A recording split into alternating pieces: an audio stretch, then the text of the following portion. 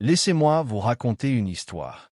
Une histoire qui commence dans un simple café, un soir ordinaire, mais qui cache derrière les sourires une vérité bouleversante. À cette table, une famille semble heureuse. Une mère, un père, et leur petit garçon. Le garçon, tout fier, brandit son dessin, un trait maladroit mais sincère qui représente sa famille. Son sourire illumine la pièce, ses yeux brillent d'innocence. Mais derrière ce sourire, il y a une douleur silencieuse que personne dans ce café ne peut deviner.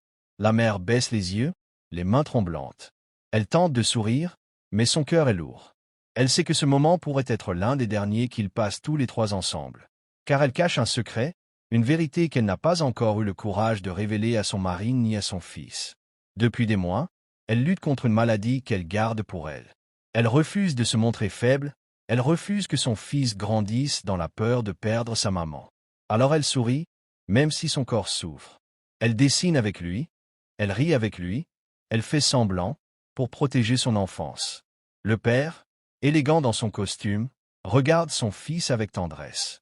Mais lui aussi porte un poids invisible. Il a perdu son emploi récemment. Chaque matin, il enfile ce costume pour cacher la vérité, pour donner l'illusion que tout va bien. Il ne veut pas que sa femme s'inquiète, il ne veut pas que son fils voie la peur dans ses yeux. Alors il serre les dents, il cherche du travail en silence, il se bat en secret. Et ce petit garçon, lui, ne sait rien de tout cela. Dans son monde d'enfant, il n'y a que des couleurs, des dessins et des rires. Sur son papier, il a dessiné 3 silhouettes, son papa, sa maman, et lui au milieu. Il ne dessine pas la maladie, il ne dessine pas le chômage, il ne dessine pas la peur. Il dessine l'amour.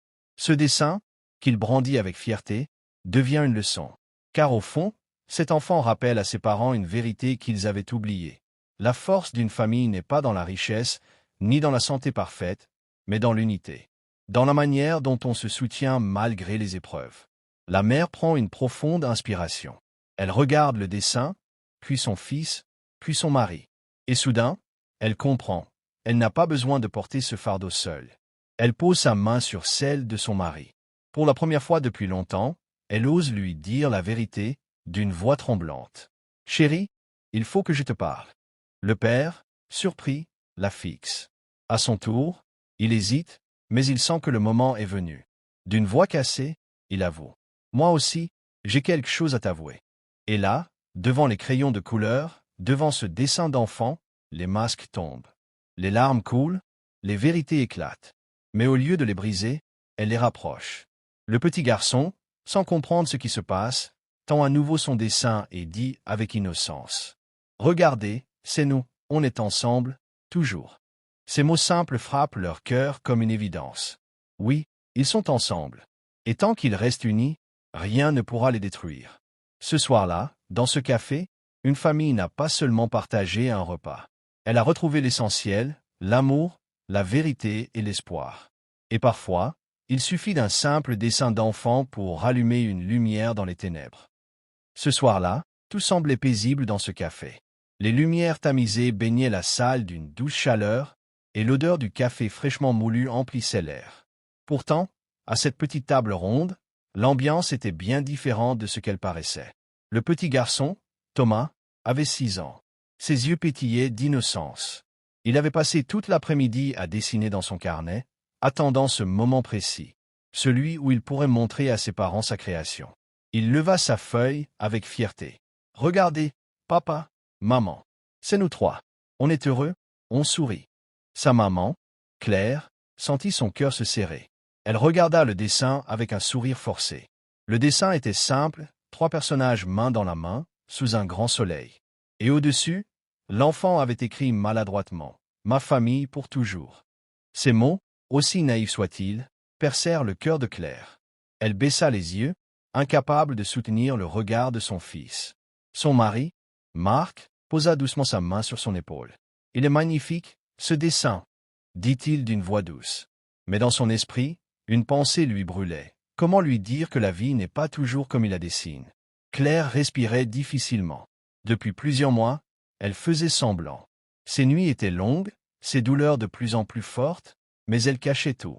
Elle ne voulait pas briser l'innocence de son fils. Elle ne voulait pas ajouter un fardeau sur les épaules, déjà fatiguées de son mari. Marc, lui, se sentait comme un imposteur. Tous les matins, il quittait la maison avec sa mallette, comme s'il allait au bureau. Mais la vérité, c'est qu'il errait de rendez-vous en rendez-vous, espérant décrocher un nouvel emploi. Sa société avait fait faillite, et il n'avait encore rien dit à Claire. Alors, à cette table, chacun jouait un rôle. L'un pour cacher la douleur, l'autre pour cacher la honte. Et au milieu, un enfant qui croyait encore au miracle. Thomas, voyant sa maman un peu triste, se pencha vers elle et lui murmura. « Tu sais, maman, même quand tu es fatiguée, je trouve que tu es la plus belle. » Ces mots firent craquer Claire. Une larme glissa sur sa joue. Elle essuya rapidement, espérant que Marc ne la voie pas. Mais Marc l'avait vue, et lui aussi sentit les larmes monter. Le silence tomba un instant. Puis Claire brisa enfin le mur qu'elle avait construit. « Marc, je ne peux plus continuer comme ça. J'ai quelque chose à t'avouer. » Marc fronça les sourcils. Son cœur battait fort. « Moi aussi, Claire. Je n'en peux plus de cacher la vérité. » Ils se regardèrent longuement. Pour la première fois depuis des mois, leurs yeux parlaient plus fort que leurs mensonges.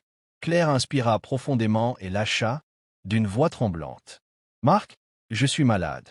Le médecin m'a dit que ce sera difficile. » Le monde de Marc s'écroula. Il sentit une douleur violente dans sa poitrine. Mais avant qu'il ne puisse répondre, il posa sa main sur la sienne et dit d'une voix ferme. « On va se battre. Ensemble. » Puis, avec un courage qu'il n'avait jamais eu jusque-là, Marc confessa à son tour. « Et moi, je n'ai plus de travail. Je fais semblant chaque matin.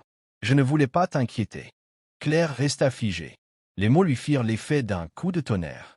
Mais à sa grande surprise, elle ne ressentit pas de colère. Seulement une immense compassion.